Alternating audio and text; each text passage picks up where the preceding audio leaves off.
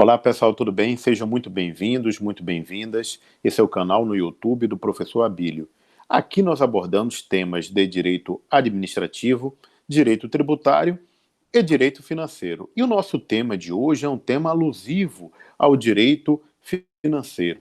Um tema extremamente importante que é o tema controle da atividade financeira do Estado. Pois bem, eu peço que você possa, por favor, curtir esse vídeo, compartilhar e pedir para que as pessoas se inscrevam. Se inscreva também no canal, caso você ainda não seja inscrito neste canal de difusão do conhecimento gratuito. Controle da atividade financeira. Qual é a importância do controle? Qual é o seu significado para a sociedade, o seu alcance e as formas de controle do ato administrativo financeiro do Estado de maneira ampla? Vamos falar inicialmente aí do Tribunal de Contas da União, né? Como o controle da atividade exercida e as modalidades e os controles possíveis. Temos o Tribunal de Contas da União, o Tribunal de Contas dos Estados e também, em alguns lugares, o Tribunal de Contas dos municípios. E o papel desse órgão, que é um órgão auxiliar do Poder Legislativo na fiscalização das contas dos demais poderes. E aqui, isso está relacionado a um tema do direito administrativo, que é o princípio da autotutela, estampado na súmula 473 do STF, que a administração pública deve controlar, tutelar os seus próprios atos para evitar o quê? O desvio de dinheiro público, o superfaturamento. Então, a administração pública pode anular esses atos com vício de legalidade. E, claro, o judiciário sempre poderá apreciar quando provocado em razão do princípio da inafastabilidade da jurisdição. Muito bem. E esta autotutela e esse controle das contas públicas, dos dinheiros públicos aplicados, é extensível naturalmente para toda a administração pública, direta e indireta, centralizada e descentralizada de todos os entes federativos. Todos eles devem ter o controle exatamente das contas públicas e esse órgão técnico que deve, portanto, auxiliar é denominado Tribunal de Contas. O artigo 70 da Constituição revela que a fiscalização contábil, financeira, orçamentária, operacional da União e das entidades da administração pública direta e indireta, isso também vale para estados e municípios, vai verificar os princípios da legalidade, legitimidade e economicidade. Abordaremos cada um desses princípios individualmente na sequência. Mas também vai, portanto, o Tribunal de Contas avaliar a aplicação dos recursos públicos, até mesmo a renúncia que abrir mão de receitas pelo Estado. Em favor de quem? Quais são as razões, né? E toda e qualquer pessoa física ou jurídica, pública ou privada, que lide, que receba dinheiro público, deve ser fiscalizada pelo Tribunal de Contas. Afinal de contas, né, fazendo um pleonasmo, o dinheiro é do povo. E, portanto, o povo, através dos seus órgãos representantes, deve fiscalizar efetivamente. E no que consiste os princípios da legalidade, legitimidade e economicidade? A legalidade é o procedimento seguiu as recomendações, as obrigatoriedades da lei, o Estado só pode fazer aquilo que a lei autoriza expressamente. Então, as medidas tomadas com a aplicação dos recursos públicos obedeceram o princípio da legalidade? Aquela medida tomada atendeu à legitimidade, ou seja, ao propósito, que é o bem comum, o interesse da coletividade, dentro das condições apresentadas naquele determinado momento?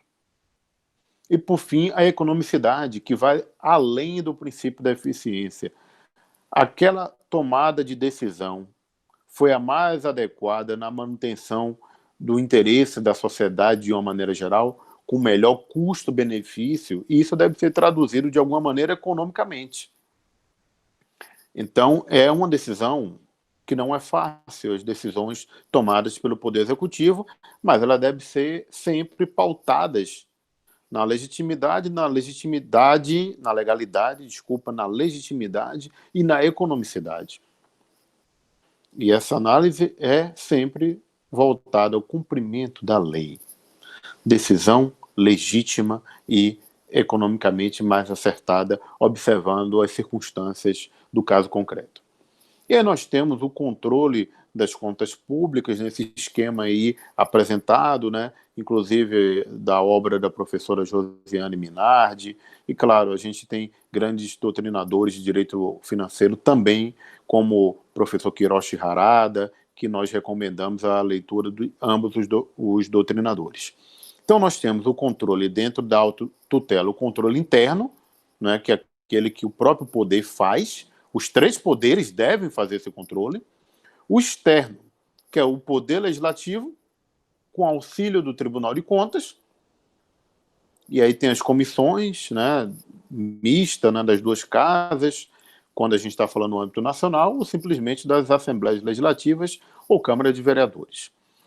E também nós temos o controle instigado pelo cidadão, que é o controle, a busca desse controle através das denúncias formuladas perante os tribunais de contas pelos agentes privados por nós cidadãos. Então nós temos aí as modalidades interna, autotutela, externa, através do Poder Legislativo, e privada, que é quando o cidadão formula uma denúncia ao Tribunal de Contas, que tem um poder, dever de fiscalizar.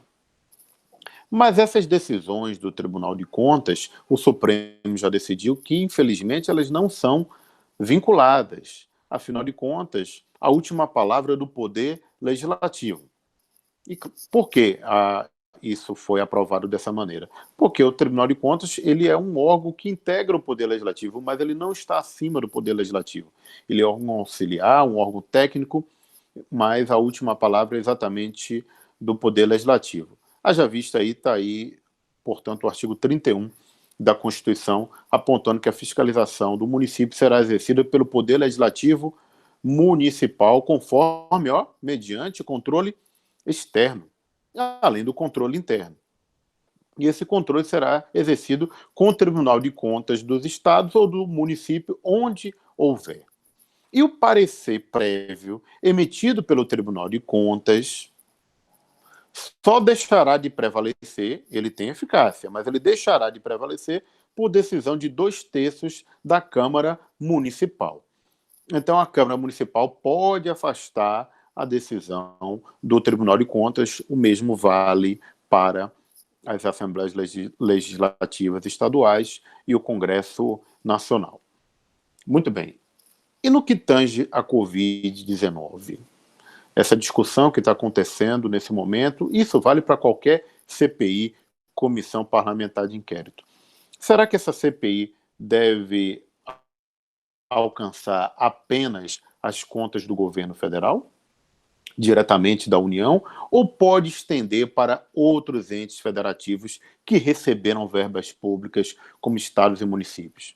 É importante que haja uma fiscalização ampla ou uma fiscalização mais restrita, independente das discussões políticas, independente, inclusive, se é o momento ou não para instauração de uma CPI. Mas, juridicamente, abordando, olha o que é que nós temos aí. O artigo 70 da Constituição, mais uma vez, diz que esse controle das contas públicas, qualquer pessoa física ou jurídica, pública ou privada, que administre dinheiro ou valores públicos recebidos pela União deve prestar contas. Então, estados e municípios devem, sim, obrigatoriamente, por um critério de legalidade, de transparência, de economicidade, de legitimidade das suas medidas, prestar contas ao Tribunal de Contas da União e, claro, à sociedade. E, ademais, o controle externo, artigo 71 também da Constituição, a cargo do Congresso Nacional, será exercido com auxílio, né, um órgão auxiliar do Tribunal de Contas, que compete, inclusive, a fiscalização e a aplicação dos recursos repassados pela União, mediante convênios, acordos, ajustes para estados, Distrito Federal ou município. Então, qualquer verba enviada pela União deve ser fiscalizada pelo Tribunal de Contas e, consequentemente, a CPI deve, obrigatoriamente, ser expandida e incluir, portanto, a fiscalização das verbas enviadas pelo governo federal para estados e municípios. No que tange a aplicação das verbas estaduais e municipais, aí a competência é do Tribunal de Contas dos estados e dos municípios. E o que consiste, portanto, uma comissão parlamentar de inquérito? Artigo 58 da Constituição. Ela terá poderes próprios de investigação das autoridades judiciais, podendo intimar, portanto, o comparecimento das partes, pedir exibição de documentos, e isso representa a democracia. E no final das contas, claro, se for verificada alguma irregularidade, é fundamental obedecer o devido processo legal, com contraditório e ampla defesa no transcorrer da CPI, já que ela tem uma condição de atuar como autoridade judicial, e caso seja verificada a existência de irregularidades ou de crimes, isso deve ser encaminhado ao Ministério Público para que seja avaliada a necessidade de fazer uma denúncia, portanto, e aí seguir a tramitação do devido processo legal para responsabilizar os infratores civil e criminalmente e administrativamente. Muito bem, e para fechar, a nossa dica de leitura de hoje, A República de Platão, a República Ateniense. As obras de filosofia são extremamente atuais. E nessa obra, Platão aborda o que seria a cidade ideal, o papel das pessoas de acordo com seus estratos sociais, com a sua atuação, o papel da mulher, o papel das minorias. Fundamental essa obra clássica de Platão que traduz, inclusive, o conceito de justiça. Qual é o papel do governante? O que é o bem comum? Recomendo a leitura dessa obra atual, afinal de contas, o clássico é aquilo que é eterno. Com isso, gente, nós encerramos o nosso tema de hoje, que é o controle das contas públicas. Aqui é uma aula simulada e, portanto, a gente tem todo esse procedimento aqui com vocês, de sala de aula mesmo. Eu agradeço imensamente, peço que, por favor, possam aí, mais uma vez, curtir, compartilhar e se inscrever no nosso canal. Gente, um grande abraço aí, tudo de bom. Fiquem com Deus, hein? Tchau, tchau.